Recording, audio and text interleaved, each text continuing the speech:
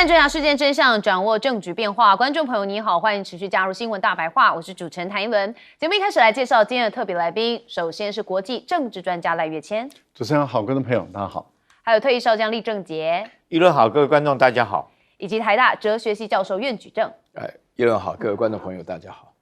好，我们还是要关心川普因为他现在野心满满，而且在全球上面布局。我们也看到了他对格陵兰的企图心。好，之前他不是也曾经有做过 AI 的合成图片哦，那就是有一个这个企鹅拿着美国的国旗，然后牵着这个川普走。好，那当然呢，现在有这张 AI 合成图就遭讽说格陵兰岛根本没有企鹅。而且白宫还反呛说企鹅从不在意那些无法理解他的人的看法。好，那当然这个也让中国大陆这边有看到一些破口，所以我们看到新华社它随后也在 X 的平台上面发布一段2次的创作动画。画面当中山姆大叔手持着棒球棍，用绳索拖着不愿意前行的企鹅，然后配文说即使格陵兰岛上真有企鹅，情况也会是这样。好，该影片随即被今日俄罗斯电视台进行转发。好，所以这是我们带大家看比较趣味的。好，但是一轮也去查一下，真的是北极没有企鹅企鹅是在南半球所以呢，这川普要合成也要有一点点科学根据。好，那当然为了一个屌来丢掉盟友吗？为了一个岛来丢掉盟友吗？我们看到川普的高阶幕僚米勒最近受访时就宣称，世界受到3力等铁律统治，一个是力量，一个是武力，一个是权力。好，那逻辑跟当年的雅典如出一辙。好，所以 CNN 就做了相关的专题分析，然后就引用了古希腊历史学家修习底德的米洛斯对话，好警示白宫雅典帝国当年因为迷信武力，那毁弃盟约而崩溃。所以如果川普政府为了夺取格陵兰而不惜践踏外交礼仪，或是毁伤北约的联盟情谊就会重蹈覆辙。所以这个想要用雅典的方式来进行但是也要看看后续的后果是如何。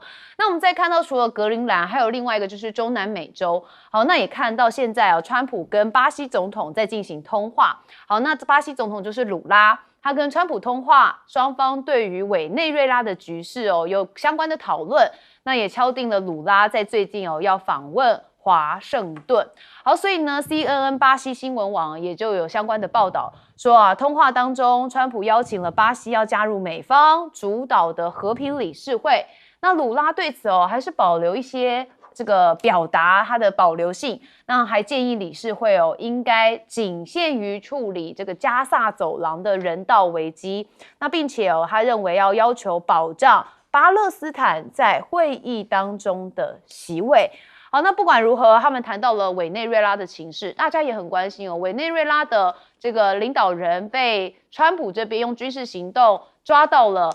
纽约来进行受审之后，现在他们的代理总统跟美方的互动是如何？我们看到这位代理总统罗德里格斯，他直接表达说我觉得华盛顿对委内瑞拉政治人物的命令已经够了他是对着一群石油工人非常强硬的说法。那他呼吁外国势力别插手，而且指出美国已经为了对抗国内的法西斯主义还有极端主义付出了极高代价。好，我来看这个罗格里格斯他讲这样话肯定又会让川普不爽了，所以接下来川普会不会再对委内瑞拉有更多的行动我们持续在观察。但是除了委内瑞拉、格陵兰之外，其实呢，目前加拿大总理卡尼跟川普之间的互动也是蛮微妙的。好，他之前在这个经济论坛上面讲到中等国家的言论，又让川普不开心。好，那我们现在看到他也特别讲说，他们没有意要跟中国来谈自贸，但是川普还是持续的嘲讽说中国正成功而且彻底的接管曾经伟大的加拿大。他说这一切真令人难过。好，那当然讲到中国嘛，讲到接管，中方就跳出来了。我们看到中国的外交部发言人郭家坤说中加建构一个新型的战略伙伴关系，不针对任何的第三方。好，那卡尼也特别有讲到说加拿大早就意识到美国贸易政策变化跟其对经济的影响，那正通过加强国内的建设，还有扩大贸易伙伴来适应这一个变化。所以加拿大跟美国本来就是邻居的关系，但是现在真的搞得比较僵那甚至因为又拉近了中方的一些影响，所以看起来这三角关系更加的复杂就跟恋爱一样。好，那我们再看到了欧洲部分因为现在蛮多的欧盟领导人欧洲国家的领导人慢慢的都到了中国大陆去。好，我们看到的是芬兰总理，他在25号的时候飞抵北京，那他接下来是有4天的访中行程。那这是2017年以来芬兰的总理首次访问中国。好，那这位总理呢，也成为3周之内第2位访华的欧盟国家领导人。好，大家记得吗？上一次是谁呢？是爱尔兰。好，他在1月初的时候也到了中国大陆。好，那当然这一次这个欧尔波在这一次有超过20家的芬兰企业高阶主管随行。那甚至在访问里头他们也会讨论到一些经济合作、对等市场的准入，还有永续发展为核心的产业合作。好，那中方是芬兰第4大贸易伙伴，也是欧盟的第2大贸易伙伴。所以根据统计2025年中芬的双边贸易额已经超过了80亿美元，双向投资的存量突破了230亿美元。所以目前总共有239家的芬兰企业子公司在中国营运，那合计的营收是超过了140欧元。好，那习近平也要会晤芬兰总理当然就会有一些不同的讨论。那还会重申陆欧是伙伴而非对手。好，那芬兰总理也认为说其实对中国大陆这边的投资跟合作保有相当大的兴趣，希望能够深化在贸易还有投资、数字经济、节能、清洁能源等领域的务实合作。所以可以看到大家对于中国大陆相继的去访。好，那当然跟美国有可能是希望有一种去风险化的状态。好，我们一样看到一开始这个川普要做一个 AI 合成图，竟然还把企鹅放上去。好，那就让大家有话讲了吧。好，我们先问赖教授。我觉得大陆对于美国的这段时间的所作所为它的一个反应基本上不是用针锋相对的方法，是用暗讽的一个方式而且用间接的否定法例如说川普主张要成立和平委员会，而且他也公开的说我已经邀请中国来参加。中国说确实有，他有邀请，但是基本上是已读不回。除了已读不回以外，间接的回绝就是打电话给鲁拉，跟鲁拉彼此之间也就是有交换意见，有沟通的时候就讲得很明白，说我们南方的国家大家还是要团结起来，要站在一起。目前南方的国家走得很好，我们要继续走下去。那么话锋一转，就是说我们还是以联合国的尊严最重要。联合国是解决国际的争端的唯一的一个地方，它的权威性不能够动摇。这个就等于是间接的否决了，说中国大陆会加入这个和平委员会。那我们也看到了，川普也打电话给鲁拉了，也邀请鲁拉到美国去访问他也希望鲁拉能够加入和平委员会，因为川普这次颜面无光，他在外交上碰到重大的一个挫败，也就是他的盟国 G7 里面的其他的6个国家没有一个国家加入，包括日本在内连日本对美国这么的卑躬屈膝都不吭一声到目前为止没有吭一声。那我们看到其他的欧洲的国家，除了匈牙利等少数几个国家以外，德国、英国、法国等，他们连意大利都没有加入。所以事实上对于川普来讲，他很大的一个挫败就是他的盟国几乎没有真正像样的盟国加入他的和平委员会。那大国里面中国大陆也没有，俄罗斯说研究也研究。那现在鲁拉说如果真的要加入的话，你要把章程、权利结构什么东西都要讲清楚，而且只能局限于加沙地区，不能再往外扩大等等的。那你就可以知道都把软钉子就丢给这个川普了。这样的一个情形，大家看到了。第二个一个讽刺就是你美国迷信权力、迷信武力，拿着一个棒球棍，然后拖着一个气牛，南极的企鹅往这个北极走，这个是不对的事情就等于是都是间接的嘲讽美国。那也就是说，美国在这段时间以来，川普太迷信权力了，太迷信力量，然后他把所有的道义都丢在一边。这样的一个走法他的盟国有一天，如果美国的力量衰败了，美国的力量往下走了，你说不定群起而攻之，然后开始每个人都过来踩你一脚。相当有可能美国会在这个时候遭到更大的一个挫败，或者是另外一个讲道义的大国崛起的时候，很有可能就彻底的把你这样的一个不讲道义的大国就整个彻底的瓦解了。我觉得这个是对美国来说，对川普所领导的美国，其实事实上是给美国带来的伤害隐忧，事实上是蛮大的。另外，我觉得委内瑞拉说他受够了，那我们希望这位代理总统要说到做到不要玩两面手法，因为目前有很多的指涉暗示说他跟马杜罗的被逮捕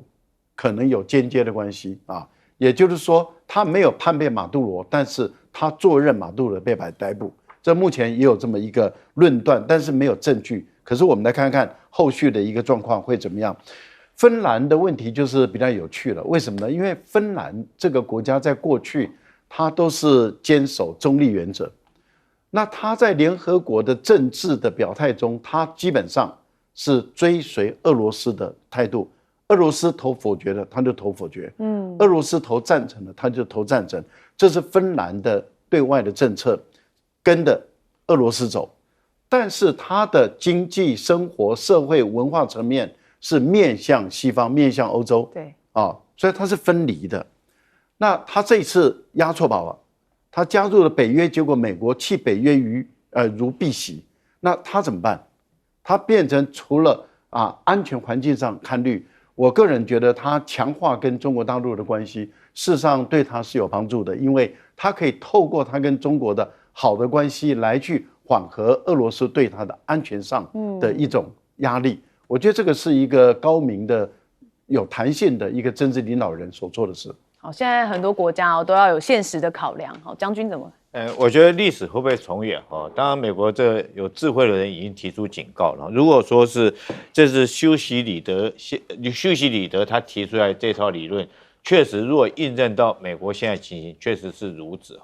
这个当年这个雅典，它是一个盟国，它是一个同盟的国家。那跟他对抗的国家叫斯巴达，斯巴达是一个独立的，但是雅典是一个同盟国家。他虽然说号称民主同盟，但是雅典这个国家借着武力、借着权力，然后欺凌其他的盟邦的国家，当然最后造成其他的盟邦国家分崩离析，甚至有一些就背叛了雅典。也因此，这个雅典在跟这个斯巴达最后那场的所谓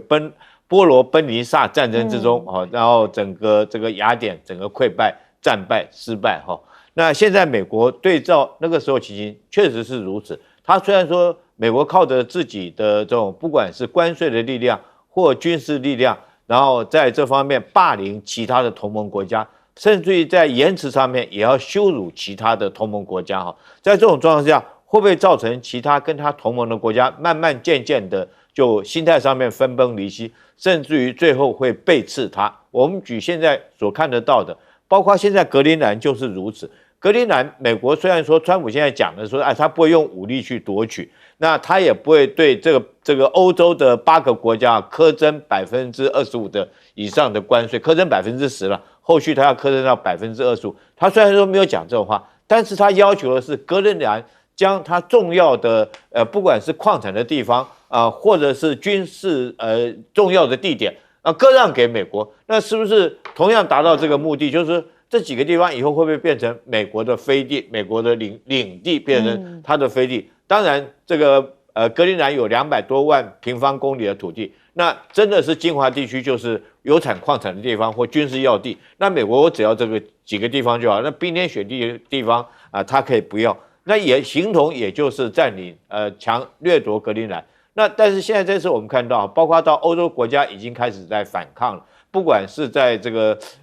形式上面虽然说力量有点薄弱，但是最起码它已经反抗。譬如说他们的养老基金就抛弃美债，对美国来讲会造成影响。如果说大家都起而来效的话，那众人力量大，墙倒众人推大家一起用力推，那美国这一堵高墙会不会因此而被推倒？那我们现在看到，除了说是欧洲这几个国家之外，包括加拿大也开始这个反对美国，而且已经采取实质的行动。当然，我们看到美国现在川普恼羞成怒了这个说要对加拿大苛征100%的关税，但是我觉得这反而凸显出来川普在这种状况下，他确实是恼羞成怒。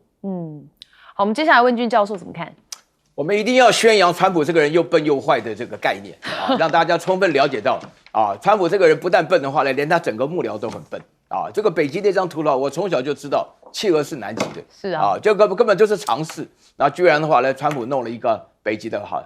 这个经济学人还不错啦，就是说川普骑在一个北极熊上，那是模仿普丁的。但我在这边的话呢，要强调一个非常非常严肃的一个问题，就是说是白宫的幕僚啊，叫米勒啊，他说的，就是说美国相信力量、武力跟权力啊，这个叫做国际政治里的现实主义啊。这个国际现实主义的话呢，这个 Peter Massheimer 他们是最强调这个，他讲的观念就是川普相信这3种力量，而这种力量的话呢，会导致于那么大家用 CNN。用古代的历史来讲到雅典当时那个佩罗奔尼撒战争发生的时候，那个记录下来的修昔底德的时候，就是强调其中一个原因，就是雅典的原来它是一个 city state， 那就是一个城邦，后来呢变成一个雅典的帝国，也就是我们刚刚将军所提到的一个 federation， 就是他们是一个联盟。雅典变扩大的时候呢，原来是有很多国家支持它，因为大家支持雅典，是因为他们采行了最原始的民主制度。那么这个本身就是我教学的一个主要的内容啊。但是呢，雅典后来呢被了权力熏心，相信武力，然后呢认为力量可以制胜一切，所以导致现在结果。那么大陆画的这一张，边打企鹅，一边拖着它往前走啊，带着那个棒球棒的话呢，就是在说明这个观念。其实大家要稍微了解一下，这个其实在政治哲学讲的就是丛林法则。如果你相信武力，如果你相信力量，如果你相信权力的话，你导致出来这个结果的话呢，就是众叛亲离。大家要知道啊，我们都知道，在这种情况下，如果你一个最强大的人，但旁边剩下的你要欺负剩下的人，剩下的人合起来是可以把你干掉的啊。所以说我在这边强调2个国家了，一个是强调加拿大，加拿大的总理 Mark Carney 他讲的那段话16分钟不到，非常非常重要。但是他重要讲了一个很悲哀的一个剧情，他讲的一个观念是说，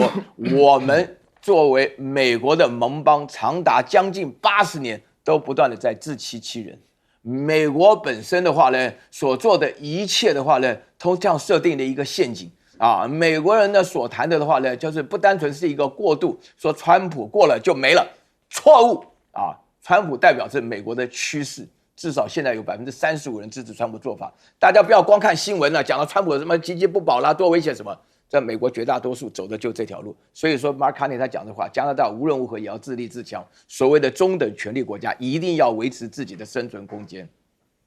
好，我们休息一下，马上回来。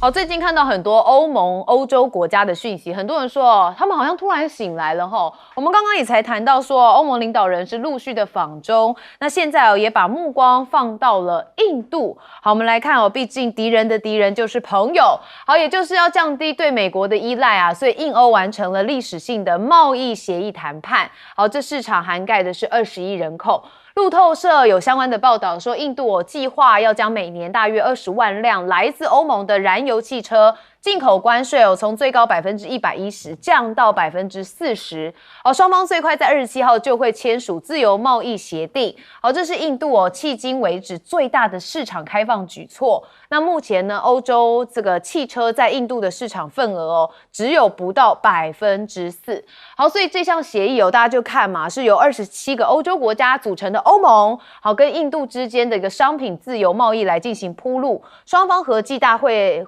占全球 GDP 的1/4，市场规模就是达到了20亿人。好，那印度共和国日也就是他们在1950年1月26号他们印度宪法正式生效，所以他们大举的庆祝，有大型阅兵。好，那他们1年1度的这个阅兵仪式就在首都新德里举行。好，我们已经看到画面了，印度也首次的展示了超高音速反舰导弹系统。那除了高难度的机车叠罗汉，今年还首次有动物方队，所以确实蛮吸睛的。好，那欧盟委员会主席冯德莱恩跟欧洲理事会主席科斯塔也获邀作为这个主宾出席这次活动，展现印度跟欧盟的关系正在深化当中。好，那习近平也有祝贺印度的国庆哦，他说希望两国做朋友伙伴，要实现龙象共舞。好，那习近平是致电给印度的总统穆尔穆，好，表示中方始终是盼望跟印度做好朋友，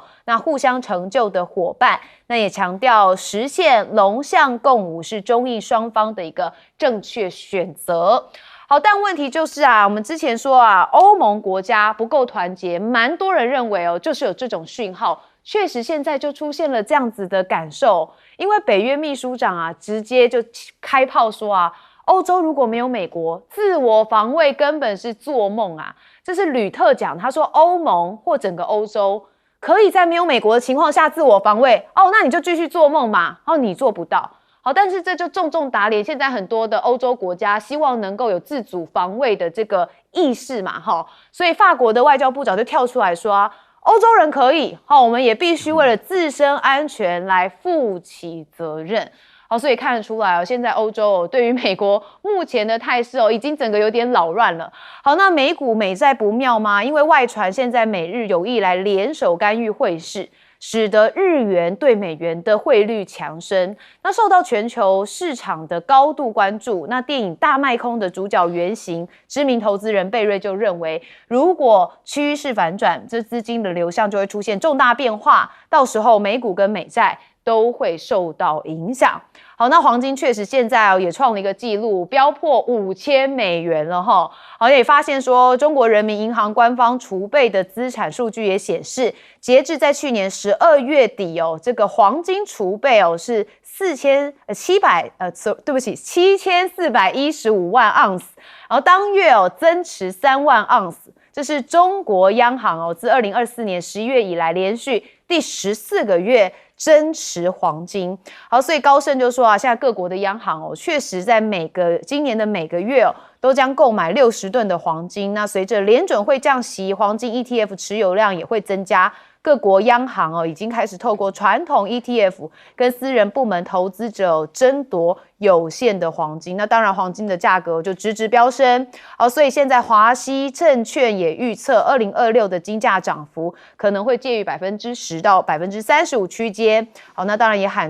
有人就喊出了6600美元的惊人目标。好，但是黄金现在价格真的很高观众朋友你要投资要小心不要追高。好，那当然我们也看到了美国内部的明州风暴啊，因为呢一辆无标志的装甲车也驶入了明尼阿波利斯的抗议人群。我们看到画面当中有一位民众先挡在了装甲车前，然后随后聚集越来越多的群众向前阻挡装甲车前进，就好像美版的天安门事件好，这个画面让很多人心里蛮揪心的。好，那当然也看到川普也接受《华尔街日报》的访问，他就特别讲到啊，说联邦移民执法人员表现非常杰出，还说迟早会离开当地。那在5分钟电访当中，2度被问到美国边境巡逻队人员枪击普雷蒂那是否刑事正确时他都没有直接回答。好，那他现在派了一个人到了明尼阿波利斯，就是边境沙皇。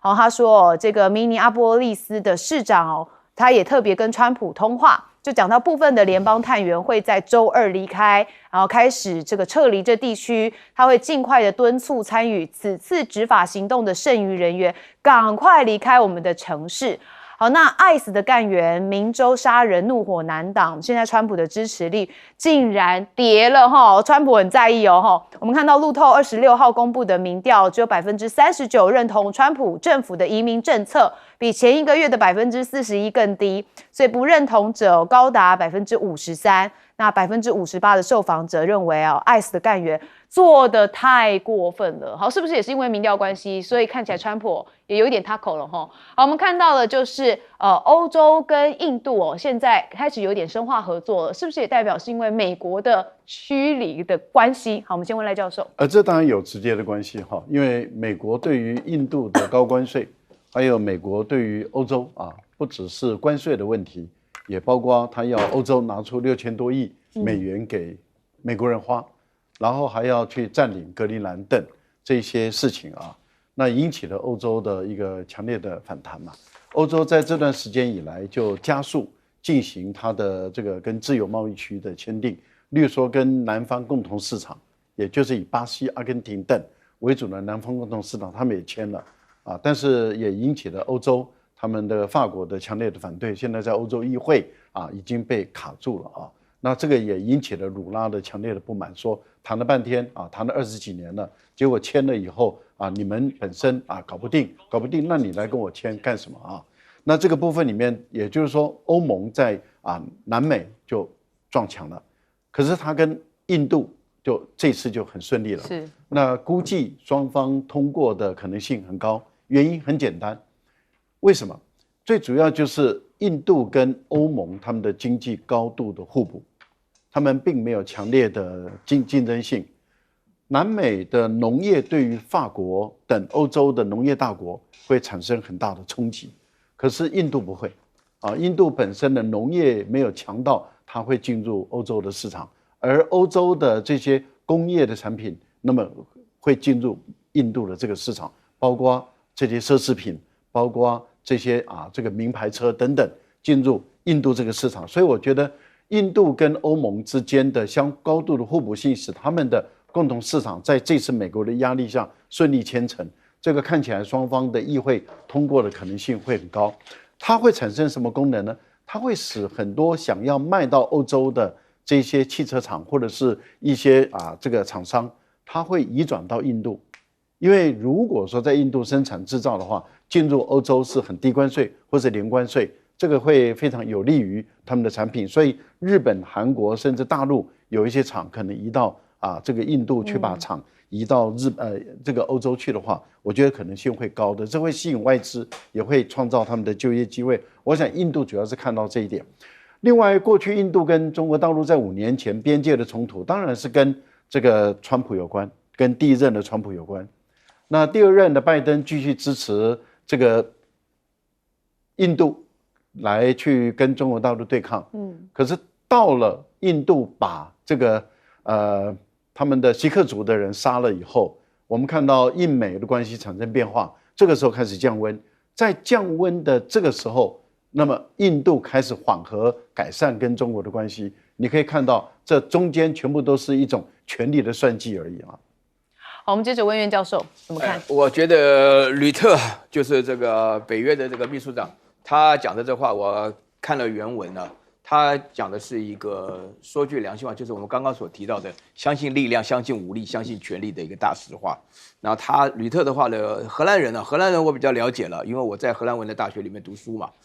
我就觉得荷兰人是很务实，尤其是荷兰人呢，是很务实的欧洲人。他比一般欧洲人都非常务实。我觉得他们基本上观念也非常像美国人，他非常务实。在这种情况下，任何人到荷兰以后，就会发觉什么事情只要能做生意的，荷兰都会做。所以吕特讲的话，其实它包含了2个重点。他第一个就直接讲，就是想要脱离美国跟美国的合作的话呢，想要脱离合作根本是做梦的。他讲的是其实是有道理的。为什么呢？因为他会说这个我们长期来讲所享受到的这个保护、被保护什么的。他里面讲一句话让我感觉到最重要是第2点了。他说你要想要保护自己的话呢，你就要发展核武器。发展核武器的话呢，你就要几千亿欧元下来。那你没有一个欧洲国家有这个能力，所以他基本上的话呢，从北约的角度来讲，不过吕特从头到尾的话呢，对于这个欧洲的忠诚度就是蛮有问题的所以我们常常在讲说，整个看这个格陵兰的问题，当大家都严厉谴责川普的时候，就他一个人讲说，我们应该致力于北极的安全问题所以他这个讲的话，其实也有某种程度上在呼应川普所讲的。那另外一个我要强调一下，就是说是美国现在在这种乱搞的情况下，美国的财经情况是出现了几个非常非常危险的讯号首先第一个的话呢，就是美国的国内明尼苏达州的事情是极其混乱的大家知道我很早就提出来，我曾经在明尼苏达州做过研究，我就发觉那个州的人那个斯堪的纳维亚的人，主要是北欧来的人，他们是非常自由多元，而且是开放的。所以说在这种情况下的话，我当时就已经会认为说，明尼苏达州面对这个 ICE 的这个暴力的行为当中，那应该是越演越烈，就果然不错。一个 Rene Good， 另外一个的话呢就是 Alex Platy 那么他们呢之间的话呢，所产生的一些问题的话呢，导致美国昨天吧，有70几个城市在严重的抗议。然后另外的话呢，川普对国外的情况来讲，就是1亿的孤刑啊。另外最严重的话呢，我是觉得说到了5月份的时候，他居然用这个 criminal charge 来这个弹劾现在的联准会的主席鲍威尔啊。那么只有一个理由，就叫他降息。由他自己的感觉来控制美国的利息，但是美元的利息美元是国际货币，你不可能因为你自己一个人的认知，认为你自己是这个关税之王就可以乱搞，降低什么的，就制造这种感觉的话，那你必须要听专业，否则的话呢，我觉得这个如果说经济学都没有专业的话呢，那就完全按照川普的意思来讲。不过很遗憾的就是到了今年的5月份的时候啊，那川普要重新提名，那他看样子会提名一个愿意降息的人来担任联准会的主席，所以全世界的经济都会，尤其是各方面的银行，几个大银行都联合强调说这个是非常危险。我觉得美元的地位，另外的话呢，美元跟黄金是成反比嘛，所以美元地位有问题，那黄金当然会节节上升。好，我们将军怎么看？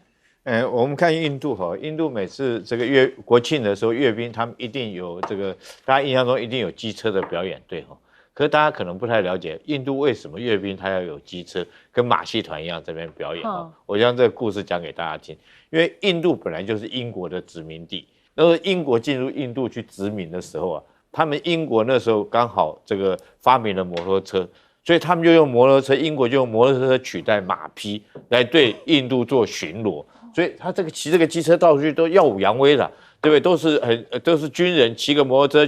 去巡逻，而且压制当地的印度老百姓，所以印度人就把那个机车当作一个很厉害的一个武器比马匹还厉害，所以他们就开始发展摩托车。那你看他发展这个摩托车，他就开始慢慢精进，因为他觉得，因为以前英国到这边的时候，他机车骑兵是担任什么角色的？扮演侦察兵的角色，骑一个机车嘛，你就很容易到处去侦察去了解，所以他们为了要侦察他就爬得越高，看得越远，所以他们就开始叠罗汉，你知道，人家骑个机车叠罗汉，表示它很高，取代雷达，这四周可以看得很清楚。所以印度的阅兵会有这种机车表演，是有它历史缘故。当然了，后面是不是加入印度自己的元素？譬如说它的瑜伽的元素啦，或者是他们这个刻苦耐劳的精神融合在机车的表演里面。所以现在这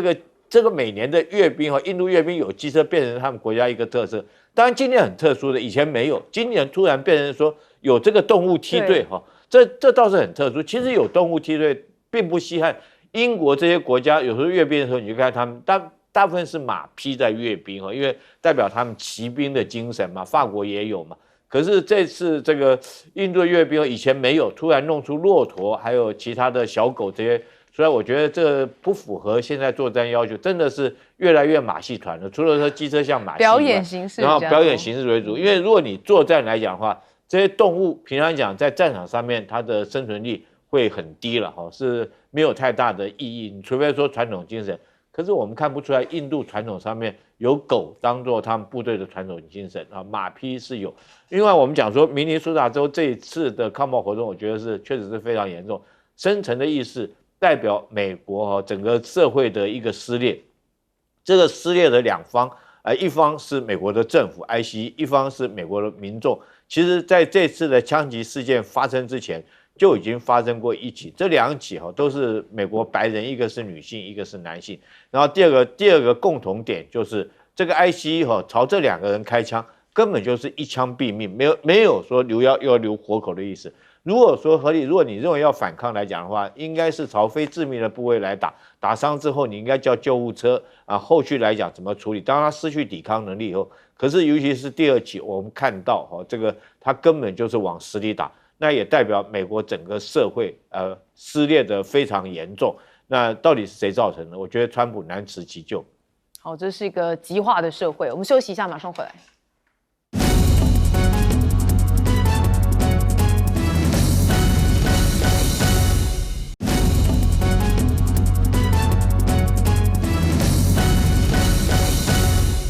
好，看到我们的关税之王川普，真的是关税当成他这个跟任何国家予取予求的武器哦。他现在面对的对准就是南韩呐。好，我看到他威胁哦，他们说哦，你们这个国会不通过，我们要加征关税吼。好，说要对南韩的出口商品来加征关税哦，又是写了肉层的这个文章。好，我们看到共同民主党，也就是南韩这边的政党哦，说哦，力拼在2月底前，我们要通过美韩贸易协定的特别法案。好，那在南韩这个时间呢，其实美国的国防次长也是首度的出访这边，他大赞哦，说哦，南韩你们的军费达到 GDP 3.5%，是一个模范盟友。好，这一位就叫做柯博吉，他说美国哦，并不追求对中国的政权更替，也不试图支配中国，但相反，印太战略是沿着第一岛链以拒止为核心的威慑来作为重点。好，那我们也在看到川普的国安关税威胁亚洲，所以呢，这个国站在海啸第一排啊，也就是根据日本媒体对美国2024年关税数据的分析，中国是美国所有亚洲贸易伙伴当中最容易上授未敲定或是以拍板定案232条款关税影响的国家。好，那可能遭波及的商品就会达到1420亿美元，那新台币是4.47兆。好，日本暴露在232国安调查的商品价值是1000多亿美元，那南韩是1020亿美元，名列第3脆弱的国家。好，所以最脆弱的国家就是中国了。好，所以日本媒体说，如果全面实施这些关税，可能就会威胁价值多达6210亿美元的亚洲贸易。好，非同小可。好，但讲到日本，我们就看到高市早苗现在也谈到台湾危机。他怎么讲？他说啊，他是在节目当中说，展开联合行动，撤离在台日本国民的可能性。也就是如果美军遭受攻击哦，日本无所作为，只顾自己逃走，那么日美同盟就会瓦解。那如果发生紧急事态哦，就需要去营救在台湾的日本还有美国的公民。好，那当然呢，我们也看到高市早苗的涉台言论哦，也让中国常驻联合国代表傅聪再度的炮轰，说高市早苗关于台湾的谬论粗暴的干涉中国内政，背弃了日本作为战败国必须履行的国际义务，而且公开的挑战以国际法为基础的国际秩序，严重违反以联合国宪章的宗旨和原则为基础的国际关系基本准则。所以呢，看起来哦，这日本跟中国大陆还是持续非常的冰点。好，那当然看到的是冲绳地方法院现在也判日本政府要赔偿美军基地周边的居民25亿日元。好，日本共同社报道说，冲绳县的那霸地方法院冲绳分院23号就驻冲绳美军加手纳基地的噪音问题，做出了判决，要求日本政府向周边居民要赔偿25亿日元。所以中日的关系到底回不回得去呢？不会像瑞房一样，我们都回不去吧？好，那高市早苗现在立军状说众院没过半他就下台发了一个很大的豪赌啊。好，同时表态将考虑与中国国家主席习近平直接对话，那希望能让日方的立场获得中方的正确认识。都还没收回言论呢，中国怎么跟你谈？好，那也看到了中国外交部示警说日本地方这个地震频传还有治安疑虑，所以叫大家春节不要到日本啦就是要施压日本嘛所以中日的航线陆籍航空免费退改签，再延到10月24号。那中国网友则称这个滞留日本航班大量的取消，说北海道新千岁机场因为受创纪录的暴雪天气影响，一日取消了56架次的航班，所以有大概7000名的旅客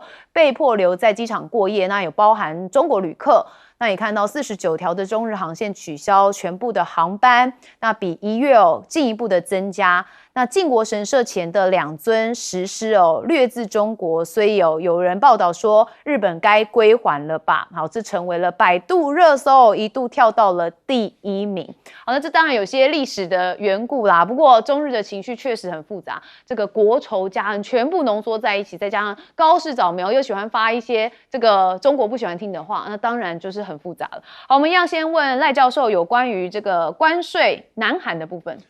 对于特朗普来说，对川普来说他很清楚的知道11月份的期中协议马上要到了，它必须要在经济上要有所表现。那它好不容易谈成的这个贸易协议啊，但是很多国家的议会都还没有批准，没有批准那就不会执行嘛。欧洲议会还没有批准，所以虽然跟欧洲已经签了贸易协定，但是欧洲议会没批准啊。那美国的产品到欧洲还不是零关税啊，那欧洲的产品到美国已经是15%的关税了，可是美国的产品到欧洲不是零关税啊，这不一样啊。韩国也没批准啊，所以这次里面就是韩国的国会卡住了嘛，没有批准的情况下，美国的产品到韩国到他所签订的贸易协议的国家，基本上都还不是零关税嘛。但是他们的产品到美国已经要课关税了，因为是即日起生效。可是美国的产品进不去，那就对美国的经济没有改善。美国的关税虽然抽了更多，但是不要忘了，它的关税是从它的进口商、它的零售商跟它的消费者大部分来负担的，是美国人负担96%，而出口商只负担4%，这是被证明调查科学的数据啊。所以我觉得在这一点里面，对美国人来讲，关税多，可是是从美国人身上剥削出来的。可是美国的产品还是没卖出去，那这个对美国来说，对于川普来讲，他年底的这个11月份的期中选举怎么选？他当然急，他当然压力大，所以他当然对于韩国就说你不赶快签，那你不赶快国会通过，我就再给你课关税。而他说的就会做到。那当然，韩国说，哎呀，他们还没有通知我，可是我相信贝森特很快的就会拟定了，就会通知海关。那么如果韩国的国会没有通过，即日起他们就开始对韩国课征关税，这个问题就来了。另外，日本的媒体说啊，如果这个对等关税法院判决无效，美国可以用292条款等等的中国大陆深受其害，胡说八道。为什么说胡说八道？不要忘了，美国跟中国大陆打关税战已经打到200多了，你打多少我跟你打多少，最后美国自己降啊。是，所以这个跟那个没关，但是影响谁？影响日本跟韩国还有台湾，这个才是事实。所以你可以看到日本的媒体，他们也可以睁着眼说瞎话，因为他们明明白白的知道中国大陆对美国的关税是彼此之间是不断的在往上叠加到美国自己投降，说我不干了，我们就暂时休兵。这个跟你法院判不判决没有任何关系，所以我觉得他们的讲话真的是乱说一通。日本的媒体真的有时候要检讨。高市早苗的问题是这样子，他越挑衅中国大陆，其实打得越深，打得越猛。为什么？因为这次高市早苗语无伦次了因为他发现他的民调一下子重挫了10%，重挫10%对他来讲有压力，可他很清楚的看到，越反中，他的民调支持度就越高。那很快的，他又开始挑起反中的逻辑了。高市早苗他们的政府明明白白的有告诉日侨，在台湾的日侨说，一旦两岸交战，日本政府不会救你们，没有能力救，所以你们要自求多福。这个是日本政府高市早苗的政府，自民党的政府明明白白的告诉日侨，而高市早苗说，如果是美侨，我就要来救。这不是奴才吗？那什么叫奴才呢？崇洋媚外不要到这个地步，好不好？好，袁教授怎么看？我这个强调这个关税这个川普他比较害怕的是美国的通货膨胀的问题。那刚好他这个关税乱加的结果的话呢，导致了美国的消费者就要付出比较高的价格，买东西比较高的价格就叫通货膨胀。这个并不是说是经济学上的一个数字而已，就是说一般来讲有感触，所以他这个情况。不过我针对于高市早苗的话呢，我要讲一下，他这个目前这个中日关系确实是非常非常严重大家就是绝大多数的日本人并不了解，因为我自己也一直不断的在问非常学生嘛，我上学期开了一门课，当中有很多国际生，里面有日本人来选课所以问了他们一下，他们日本人基本上都并不了解这事态的严重。首先第一点的话呢，高市早苗的民意支持率下滑的主要原因是他干了几件前所未有的事情就是他是在10月10号当的首相，然后到了1月23号然后就解散了众议院。大家要想到，我每次到这个新闻大白话，看到很多的民意代表他们非常害怕这个解散国会要重新再选一次，累得要死，对不对那现在的话呢，日本人的众议院2年选了3次，那这个高市早苗这一次就直接就做了。然后的话呢，这个解散国会以后呢，之间的时间非常短，2月8号就要投票了啊，然后而且是在个冬季，大家都去过北海道的人都知道，这个冬季的话呢，出门投票都非常不方便。然后最严重的就是高市早苗呢，对于这个中日关系的处理上来讲，他有一个错觉，这个错觉是他认为只要越反中讲得越直接、越表得清楚的话，他的支持率越高。结果导致出个结果，他这次的结果的话呢，他是讲的这个情况中说到说啊，原来的话呢，就是我们都在笑嘛，就是日本人说台湾有事了，日本人只会撤侨。我记得那时候有个新闻在讲这个事情，那高市早苗这次把这个事情讲说，如果光撤侨的话呢，如果美国没有出手的话，那么这个就不叫做美日同盟，他意思已经讲得非常清楚。那这件事情的话呢，对于整个大陆来讲的话呢，影响非常深远，因为他基本上上一次就已经把他心里的话说出来，那这一次就明目张胆讲出来。为什么要这样讲呢？他以为对他有好处，所以到了2月8号的话呢，投票的结果，如果说是高市早苗赢了啊，他确实有赢的可能性，那么问题就比较严重。至于说是在这个靖国神社前面这2个狮子的话啊，人家那个狮子底下就有中文写的，就是中国辽宁省海城市三学市地址李永成啊，就是里面想这个狮子底下就已经有写了这个字，那个的的确确就是日本人占据东北的时候，在1895年的时候就把这个狮子觉得好，就带到去盖了这个靖国神社里面当了护卫神啊。就这种情况下，那你说中国现在崛起了，能不要回来吗？这不可能的，一定要回来啊。郝将军怎么看？我觉得高市早苗讲这个日美同盟将瓦解，如果台湾有事，日本在旁边这个袖手旁观的话，那其实这个逻辑不合逻辑。第一个这个台湾如果真的有事的话，美国会不会来支援台湾都是一个问题。问号。你干嘛这个美国都还没有讲话呢，还没有表态呢，都还是一个战略的模糊的一种态势，你就这么急着跳出来当做美国的马前卒你就急于来表态说我一定要参战，因为你就认定美国就会参战嘛，这是第一个逻辑不符的地方。第二个，其实美国在亚洲地区已经打过好几次仗了，我们不管从韩战或者是越战，美国在那边打过好几次，是为那2次战争之中，这个日本扮演什么角色？他什么角色也没扮演，他只是负责赚钱而已。因为美军的装备打坏了，就运回美国去，运到日本去修理嘛。然后这个美军在前面打仗打得很辛苦，然后这个要休假了，到日本去度假，去酒吧里面喝啤酒干什么？就日本是在后面赚钱的，他不是在那边帮忙打仗的。那当时这个韩战跟越战的时候，你日本不就是因为韩战跟越战将你打负了吗？这2场战争将你打负了。那你现在干嘛要跳出来当这个美国的马前卒？美国都还没有讲话，你就认为说是台海有事的话，美国一定会参战，美国一定要参战。那你日本为了表示说我们是同盟关系，我一定要参加。但是我们反过来讲，你日本本来就是一个这种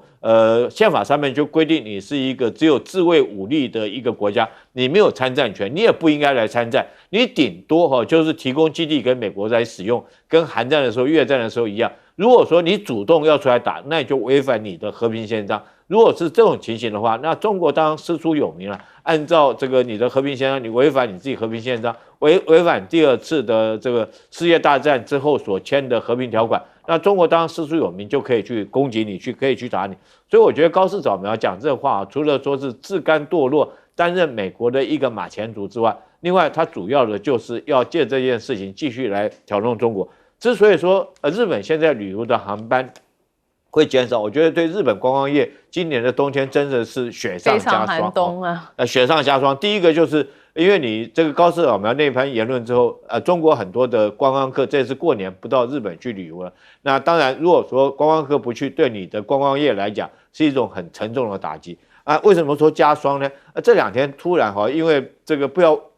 地球因为暖化的关系，造成北极破了一个洞，所以说很多的北极的寒流就吹到北半球，包括日本也是其中之一。